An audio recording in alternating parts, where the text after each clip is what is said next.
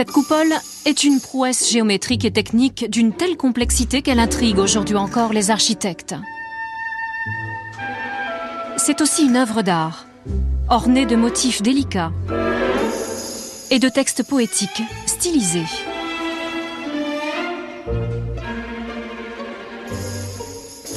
Ce n'était pas fait pour être lu.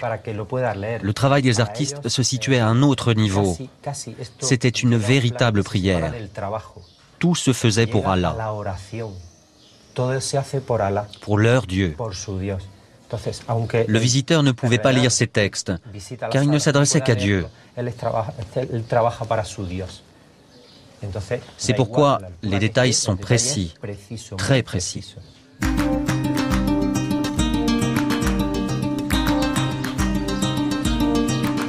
À quelques centaines de mètres de l'Alhambra, voici le palais d'été des sultans, le Généralif, jadis entouré de vergers, de potagers et orné de jardins d'agrément, véritable chef-d'œuvre réalisé pour les rois nasrides.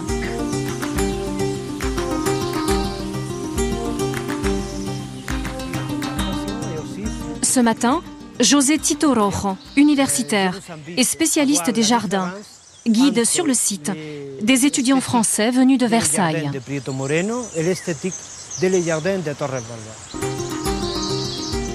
Direction la cour du palais. Les jardiniers y sont déjà à l'œuvre. Tout autour d'eux, un décor qui a conservé les principales caractéristiques du jardin arabo-andalou. Une cour symétrique, toujours fermée. Une perspective de fleurs discrètes et de plantes qui restent toujours vertes toute l'année. Et surtout, un bassin. Car pour les architectes arabes du Moyen-Âge, l'eau était un élément presque sacré. Une source de vie indispensable.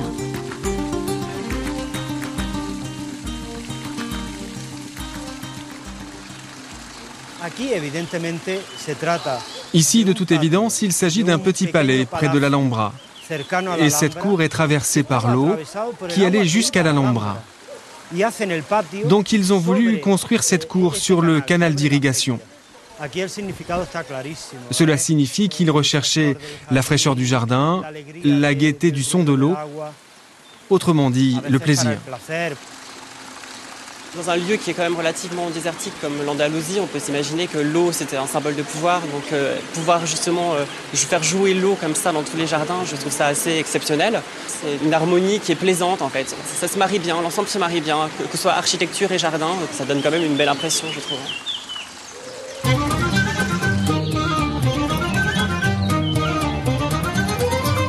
Mais l'Alhambra n'est pas seule à posséder de magnifiques jardins, hérités des coutumes arabo-andalouses.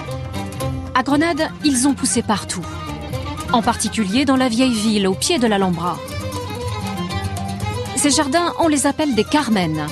Ils font partie du patrimoine historique de Grenade.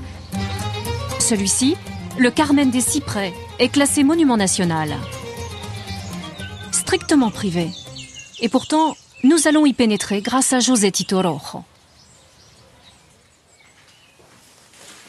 C'est un privilège d'être ici ? Effectivement, parce que les Carmen sont des lieux intimes, très réservés. Et nous allons voir un Carmen extraordinaire. Ce Carmen appartient à un ancien diplomate qui vient ici passer ses week-ends en famille.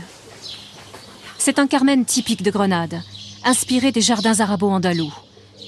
Invisible depuis la rue, fleuri et ombragé, avec le traditionnel bassin, bref, un jardin caché, simple et luxuriant tout à la fois, comme un beau secret bien gardé. Qu'est-ce que c'est ça ? Une habitation de cyprès. C'est très fréquent dans les Carmens anciens. Elles ont une forme comme celle-ci, qui est une architecture végétale très ancienne. C'est une habitation qui a plus d'un siècle. C'est extraordinaire. Il y a une fenêtre et à la fenêtre on voit L'Alhambra.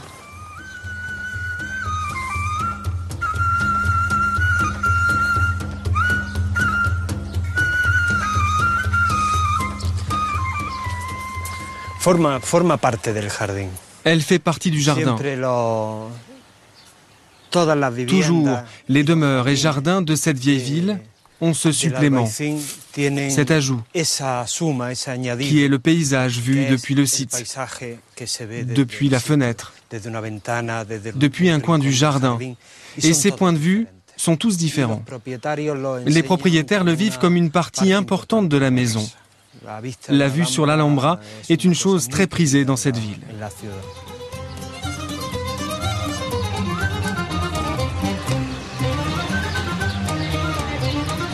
Grenade, la ville au jardin secret, préserve encore bien d'autres trésors cachés, hérités de l'époque arabo-andalouse.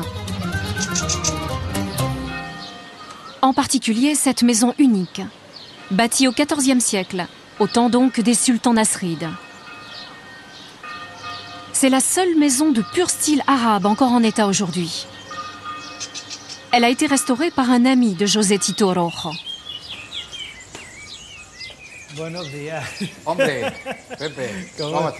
Carlos, propriétaire de cette maison, est architecte. C'est un jour spécial aujourd'hui pour Carlos ? Bon anniversaire. Merci beaucoup, encore un an de plus. Je ne suis pas très grand, mais je prends de l'âge. Et Carlos vit dans une maison spéciale ? Eh bien, ta maison est chaque jour plus précieuse. C'est une chose incroyable. Cette maison où vit Carlos appartenait au XIVe siècle à un haut dignitaire de Grenade, peut-être même le gouverneur de la ville. Carlos l'a restituée dans son état d'époque. Toutes les maisons se vivaient de la même façon. Toutes se développaient autour d'un patio, aux mêmes caractéristiques que celui-ci, avec un bassin, quelques arbres, un petit jardin et des galeries tout autour du patio.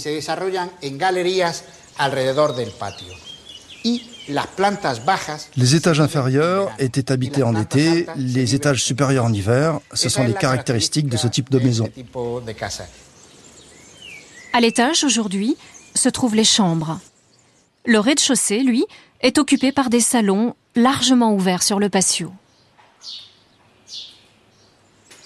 Autre détail qui s'est conservé parfaitement, ce sont les persiennes.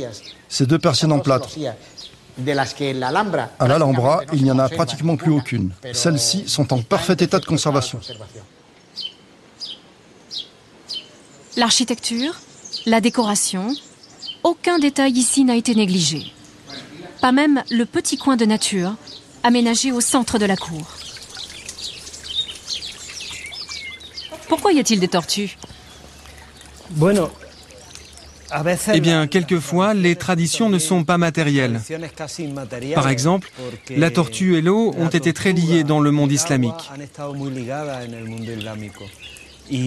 C'est une tradition très utile parce que la tortue mange les larves et les moustiques, et c'est un système pour maintenir propres les canaux et les bassins. Au total, il aura fallu 5 ans de soins et de travaux pour sauver cette maison unique. Résultat, beaucoup de fierté pour Carlos, beaucoup d'émotions aussi. L'important, c'est de voir comment j'ai connu cette maison, avant les travaux. Voilà, je l'ai trouvée dans cet état. Je crois que cette maison, c'était mon destin d'y vivre à la fin de ma carrière. Et que je commence à y travailler et que je lui consacre 30 ans de ma vie. Carlos a de la chance, mais la maison, elle aussi, a la chance de connaître Carlos.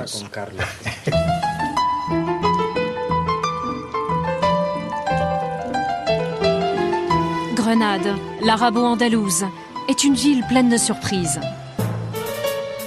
Notamment dans le centre historique, le vieux quartier de l'Albaïcine. Un quartier occupé par les Maures jusqu'à la fin du XVe siècle.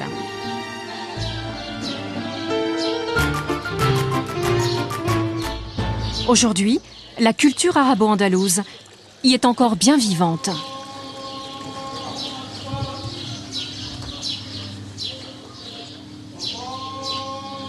Au cœur de l'Albaïcine, nous avons rendez-vous dans un salon